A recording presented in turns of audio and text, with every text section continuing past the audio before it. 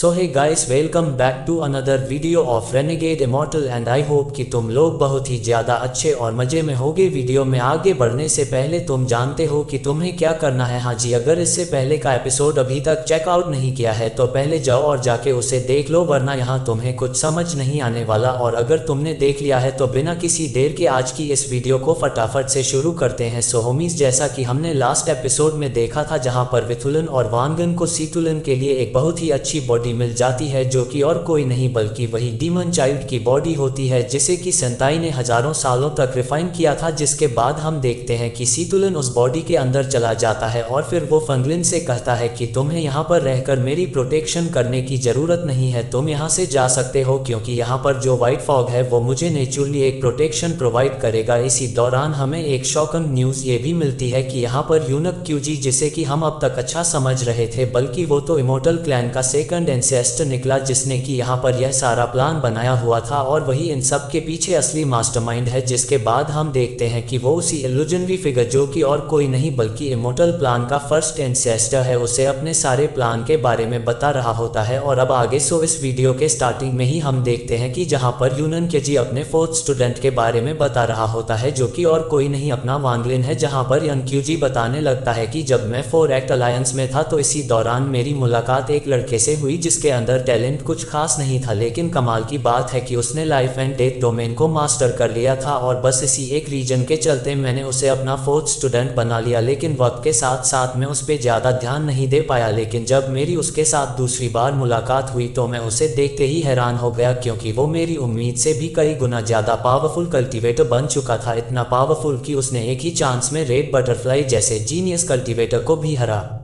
दिया था, और इसी वजह से जो कि उसी की नज़र अब उस पर पड़ चुकी है। और अगर मैं आपको एक कमाल की बात बताऊं तो यह मुझे भी कभी कभी हैरानी डाल देता है, क्योंकि इसके पास मेरे से भी कई गुना ज़्यादा सीक्रेट्स मौजूद है। और इसी वजह से मेरा ये फोर्थ स्टूडेंट इस पूरे बैटल में मेरा ड्रम कार्ड होगा, जो कि इस पूरे बैटल का नज़रिया पलट कर रख देगा। आप बस देखते जाइए। जिस पर हम देखते हैं कि वह फर्स्ट एंसेस्टर कहने लगता है कि भले ही तुम्हारा प्लान सुनने में कितना ही अच्छा क्यों ना लगे, लेकिन मैं फिर भी इससे सहमत नहीं हूँ। जिस पर यन क्यूजी बताने लगता है कि अगर यहाँ पर जो क्यूजी ने बाय चांस उस कल्टीवेशन प्लेनेट क्रिस्टल का यूज कर दिया तो हम सब तो वैसे भी जान से मारे जाएंगे, तो इसलिए बेहतर यही है कि जैसा मैंने प्लान बनाया है हम उसी के अकॉर्डिंग चल। इसी दौरान हम देखते हैं कि यहाँ पर फर्स्ट एंसेस्टर से पूछने लगता है कि तुमने मुझे ऑलमोस्ट अपने सारे डिसाइपल्स के बारे में बता दिया, लेकिन तुमने अभी भी अपने फर्स्ट डिसाइपल के बारे में मुझे कुछ नहीं बताया है। जिस पर यन क्यूजी कहने लगता है कि आप बस इंतजार कीजिए, अगर सब कुछ मेरे प्लान के अकॉर्डिंग चलता रहा तो मेरा जो फर्स्ट डिसाइपल है वही इस प्लेनेट सुज़ेडको का नेक्स्ट सुज़ेडको बनेगा। यहाँ पे मैं तुम्हें एक छोटी सी बात बता दूं कि यहाँ पर रियन क्यूजी को कोई आइडिया ही नहीं है कि यहाँ पर सीतुनन भी वापस आ चुका है। वो सीतुन जो कि इस इमोर्टल क्लैन का सबसे बड़ा दुश्मन है और जिसने कि आते साथ ही इनके 4 में से एक एंसेस्टर स्पिरिट ट्री को पूरी तरीके से डिवोर कर गया। सो या आगे आने वाली वीडियोस में बहुत ज़्यादा मजा आने वाला है। So move to the story. फिर हम देखते हैं कि फर्स्ट एंसेस्टर यन क्यूजी से पूछता है कि वो सब तो ठीक है, लेकिन मैं एक बात समझ नहीं पाया कि आखिर तुमने जो क्यूजी को 3 महीने का टाइम क्यों दिया, क्योंकि अगर तुम्हारे अकॉर्डिंग सोजी के पास वो कल्टीवेशन प्लेनेट क्रिस्टल हुआ तो वो तो उस कल्टीवेशन प्लेनेट क्रिस्टल का यूज आज भी कर सकता है और 3 महीने बाद भी। जिस पर यन क्यूजी एक स्माइल देते हुए कहता है कि ताकि वो उस कल्टीवेशन प्लेनेट क्रिस्टल को एक्टिवेट कर ले। गाइस, आई स्वैप, मुझे डे 1 से इस बुढ़े पे शक्ता दिखा दिया ना अपना असली रंग। इसने इसी दौरान सीन शिफ्ट होता है और हमें वांगलिन को दिखाया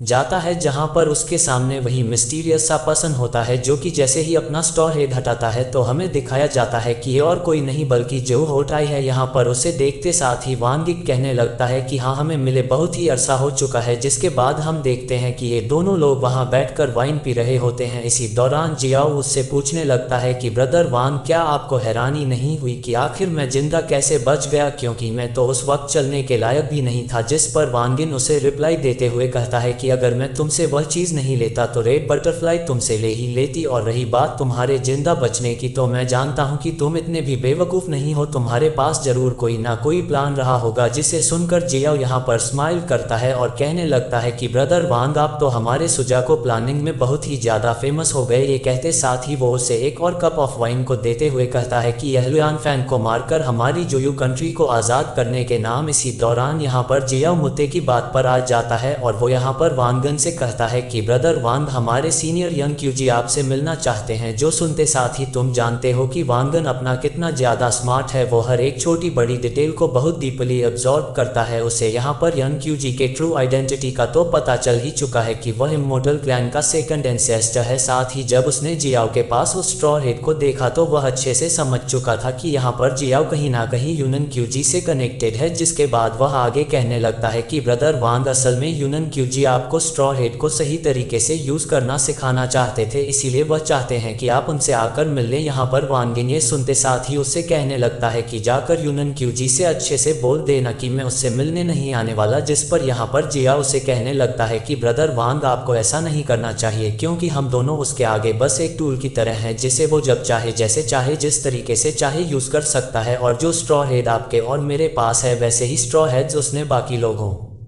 को भी दिए हैं, जिनमें से एक है जिगजिन। यहाँ पर जैसे ही जिगजिन का नाम सुनता है, वांगन को याद आ जाता है कि यह तो वही लड़की है जिसे कि उसने वाइट के अंदर फेंक दिया था। जिसके बाद जिया उसे एक जेड क्रिस्टल देते हुए कहने लगता है कि ब्रदर वांग, इस जेड क्रिस्टल के अंदर डोमेन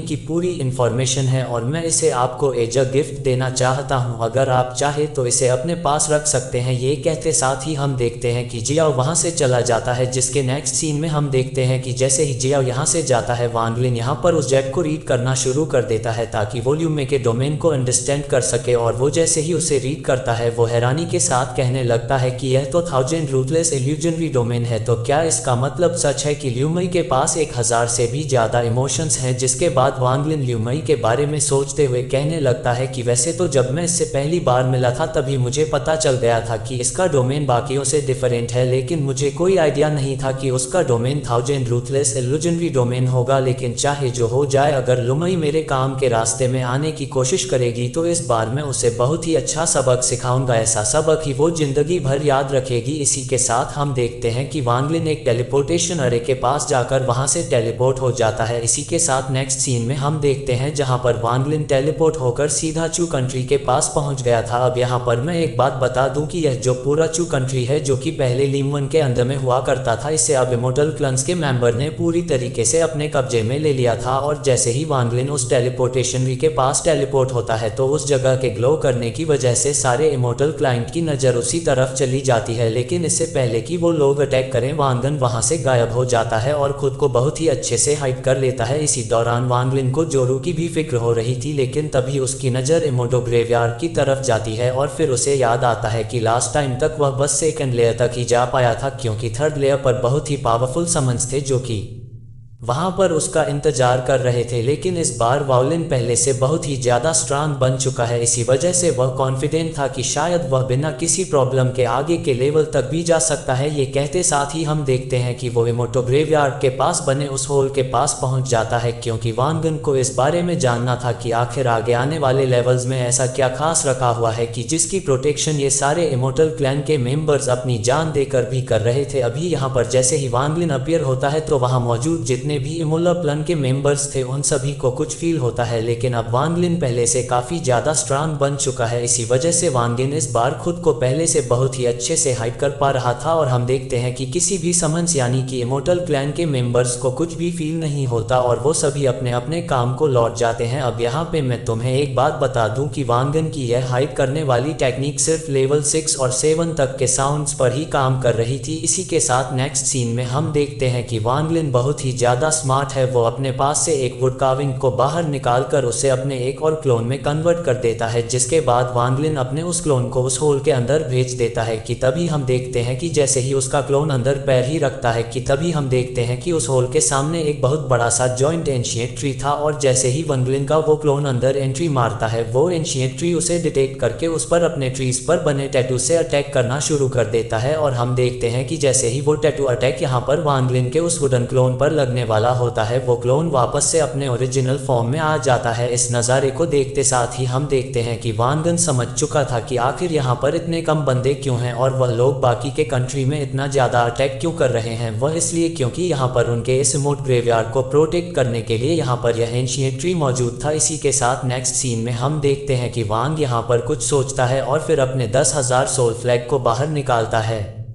हाँ, वही जिसके अंदर गोल्डन किलिंग बीस्ट है, जिसके बाद वो सोल फ्लैग में से एक सोल फॉर्मेशन के सोल को बाहर निकालता है और फिर वो उस सोल को इस बार अंदर भेजता है। लेकिन हम देखते हैं कि इस बार वो जो एंशिएंट ट्री थी वो यहाँ पर एक सोल फॉर्मेशन लेवल के सोल पर अटैक नहीं करती, जिस वजह से वान गन समझ जाता है कि यह एंशिएंट ट्री सोल फॉर्मेशन और सोल फॉर्मेशन लेवल के नीचे के जितने भी कल्टिवेटर्स हैं उन पर अटैक नहीं करती। शायद से इस एंशिएंट ट्री को यहाँ पर किसी हाई लेवल के कल्टिवेटर्स पर अटैक करने के लिए रखा होगा, वरना खुद ही सोचो पूरे प्लेनेट सुजेडबो पर इन लोगों ने तहलका मचा रखा है, तो भला कोई नॉर्मल ऑर्डिनरी कल्टीवेटर यहाँ पर क्या करने आएगा। Make sense. हाँ, अब यहाँ पर हम देखते हैं कि जैसे ही वान ग्लिन को ये बात समझ आ जाती है तो वह इमीडिएटली एक सोलर फॉर्मेशन के सोलर का यूज करके अपने चारों ओर एक सोलर फॉर्मेशन लेवल का बैरियर बना लेता है, जिस वजह से हम देखते हैं कि जैसे ही वान ग्लिन एंटर करता है तो वो ट्री इस बार वान ग्लिन को भी डिटेक्ट नहीं कर पाती। अब यहाँ पे तुम सोच रहे होंगे कि वान गन तो सोल ट्रांसफॉर्मेशन लेवल पर है, वो तो इतना ज्यादा पावरफुल है कि सेकंड्स में यहाँ पर आने वाले सारे समन्स को डिस्ट्रॉय कर दे, तो भला वह खुद को हाइड क्यों कर रहा है। सो वह इसलिए क्योंकि वान ग्लिन यहाँ पर कुछ इन्वेस्टिगेट करने आया है, वह यहाँ पर कोई सीन क्रिएट करने नहीं आया। और अगर इमोर्टल क्वीन के किसी भी ऑर्डिनरी कल्टिवेटर को भी अगर यहाँ पर पता चल जाए कि एक सोल ट्रांसफॉर्मेशन लेवल का बंदा आ चुका है जो कि इस प्लेनेट में बहुत ही कम है, तो जैसे ही यह न्यूज़ यहाँ पर इमोर्टल क्लैन मेंबर्स को मिलेगी तो वह यहाँ पर अपने सीनियर्स को भी बुला लेंगे और फिर वो लोग आते साथ ही वान गन पर टूट पड़ेंगे। एंड बसाइड्स वान गन को इस वक्त अपने 1 बिलियन सोल फ्लैग को पावरफुल बनाना है, क्योंकि उसका वो 1 मिलियन सोल फ्लैग अब वो 4th सोल के जाने की वजह से बहुत ही ज्यादा वीक हो चुका है। इसी वजह से वान ग्लिन डायरेक्ट किसी फाइट में एंटर नहीं हो सकता। So move to the story. हम देखते हैं कि वान ग्लिन यहाँ पर उस एंशिएंट ट्री को चकमा देकर अंदर की तरफ चला जाता है और फिर डायरेक्टली वहां पर 2nd लेवल के एंट्रेंस पर अपीयर होकर 3rd लेवल को भी क्लियर कर देता है और फिर वो सीधा जाकर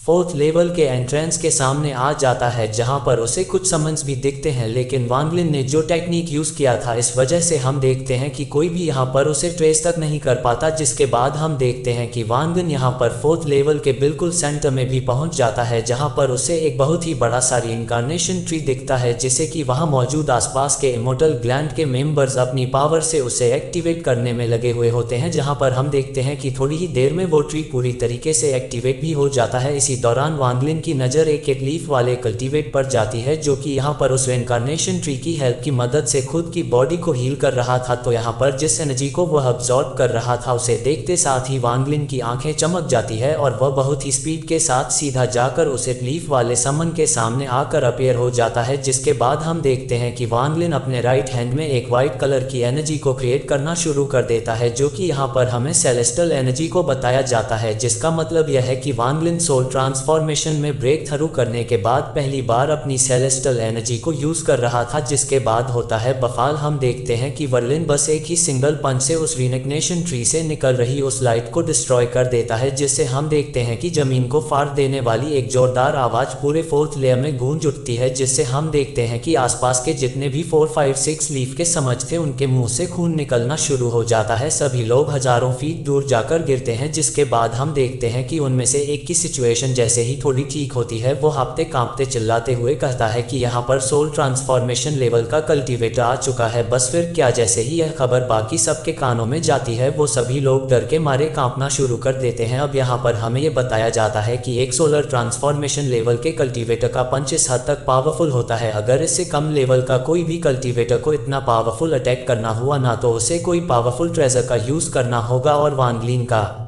यह अटैक इस हद तक पावरफुल इसलिए हो पाया है क्योंकि इसमें सेलेस्टल एनर्जी को यूज किया गया था, और बस इसी एनर्जी की वजह से एक सोल ट्रांसफॉर्मेशन लेवल के कल्टीवेटर की जो रिस्पेक्ट होती है वो सिर्फ एक ही प्लेनेट में नहीं बल्कि आसपास के हर एक प्लेनेट में इसकी बहुत ही ज़्यादा रिस्पेक्ट की जाती है, क्योंकि इसे सोल ट्रांसफॉर्मेशन लेवल पर ब्रेक थ्रू करने के बाद ही तुम इस एनर्जी को अचीव कर सकते हो। अभी यहाँ पर हमें उसी एक लीफ वाले समन को दिखाया जाता है, जहाँ पर वो यहाँ से तेजी से भागने में लग जाता है, क्योंकि वह जानता है कि अगर वह एक पल भी यहाँ पर रुका तो उसका मतलब मौत होगा। और उसे ऐसे भागता हुआ देखकर वान ग्लिन कहने लगता है कि तुम यहाँ से भाग नहीं सकते, जिसके नेक्स्ट सीन में हम देखते हैं कि वान ग्लिन यहाँ पर उस रीइंकार्नेशन ट्री को भी अपने एक ही पंच से पूरी तरीके से डिस्ट्रॉय कर देता है। इसी दौरान हम देखते हैं कि वान ग्लिन 5th लेयर में एंटर हो जाता है, यहाँ पर की एक और रीइंकार्नेशन ट्री होती है जिसके अंदर में एक और एक लीफ का सामान होता है, जो कि यहाँ पर आकर खुद को हील करने में लगा हुआ था। लेकिन इसी दौरान इस 5th लेयर में कुछ ऐसे प्लांट्स भी थे जो कि असल में नल्सन सोल कल्टीवेटर के पावर को भी पोजेस करते थे, जिसके साथ ही हम देखते हैं कि वहां पर एक मिस्टीरियस वॉइस यहां पर वांग लिन से कहती है कि फॉनस, मैं नहीं जानता कि तुम यहाँ पर किस लिए आए हो, लेकिन बेहतर होगा कि तुम यहाँ से इसी वक्त चले जाओ। यहाँ पर इतने सारे एल्क टाइप के प्लांट्स को देखकर वांग लिन को गुस्सा आ जाता है, क्योंकि उसके पास इतना टाइम नहीं है कि वो हर एक से डील करे। इसी वजह से हम देखते हैं कि वांग लिन यहाँ पर अपने 1 मिलियन सोल फ्लैग को बाहर निकाल लेता है और फिर वांग लिन वहां पर सारी सोल्स को बाहर आने के लिए कहता है, जिसके बाद हम देखते हैं कि उस 1 मिलियन सोल फ्लैग में से सारे सोल्स एक के बाद एक लाखों की तादाद में निकलना शुरू कर देते हैं, जिसके बाद हमें बताया जाता है कि इस 1 मिलियन सोल फ्लैग में 600 मिलियन सोल्स हैं, जिनमें से 26 प्राइमरी सोर्स हैं और उनमें से एक द्वितीयान की भी सोल थी। जिसके बाद हमें यहाँ पर बताया जाता है कि भले ही ये सारे सोल्स आपस में मिलकर एक एक्सेंट लेवल के लेट स्टेज के सोल को क्रिएट ना कर पाए, लेकिन स्टिल ये 26 प्राइमरी सोल्स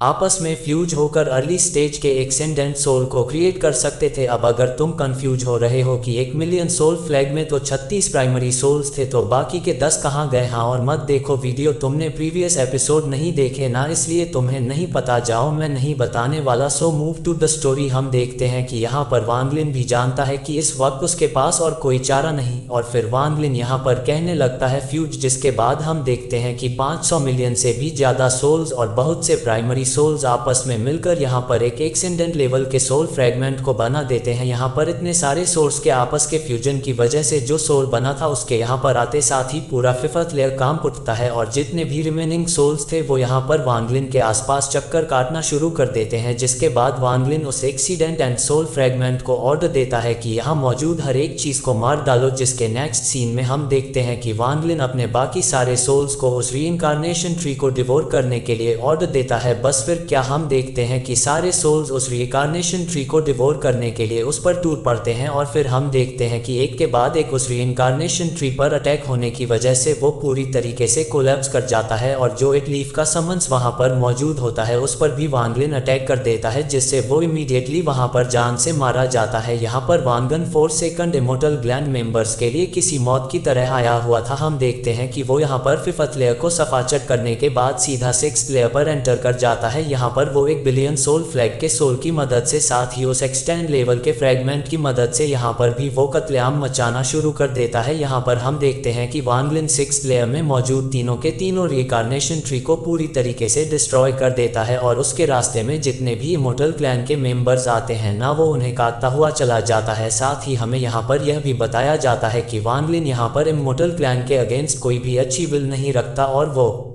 यहाँ पर आकर चुन चुन के हर एक रीइंकार्नेशन ट्री को डिस्ट्रॉय करता हुआ चला जाता है, ताकि इमोर्टल क्लैंस के जो इंजर्ड मेंबर्स थे वो अब खुद को हील ना कर पाए। ऐसे ही हम देखते हैं कि वांग लिन 6th लेयर को भी सफाइट कर जाता है, जिसके बाद हम देखते हैं कि वांग लिन ऐसे ही 6th 7 8 1 की 10th लेयर तक को भी पूरी तरीके से डिस्ट्रॉय कर देता है, और जिसके बाद वांग लिन को रुकना पड़ता है, क्योंकि यहाँ पर जो एक्सटेंडेड लेवल का सोल फ्रेगमेंट था वो अब बहुत ही ज्यादा वीक हो चुका है। इसी वजह से अब सारे सोर्स वापस से 1 बिलियन सोल फ्लैग के अंदर चले जाते हैं, जिससे वांग लिन को समझ आ जाता है कि क्यों द्वितीयान हमेशा बस 1 बिलियन सोल फ्लैग का यूज लोगों को डराने के लिए यूज करता था। भले ही 1 बिलियन सोल फ्लैग की मदद से वो एक एक्सटर्नल लेवल के सोल फ्रेगमेंट को क्रिएट तो कर पाता है, लेकिन उसका जो ड्यूरेशन होता है वो बहुत ही ज्यादा शॉर्ट होता है। इसी वजह से वांगन के दिमाग में एक आइडिया आता है, जिसे कि हम नेक्स्ट वीडियो में जानेंगे। So that's it for today guys. I hope कि तुम सबको आज की वीडियो बहुत ही ज्यादा पसंद आई होगी। अगर हाँ तो वीडियो को लाइक करना, चैनल पे नए हो तो सब्सक्राइब करना। तो मिलते हैं नेक्स्ट वीडियो में, तब तक के लिए bye bye. Thanks for watching.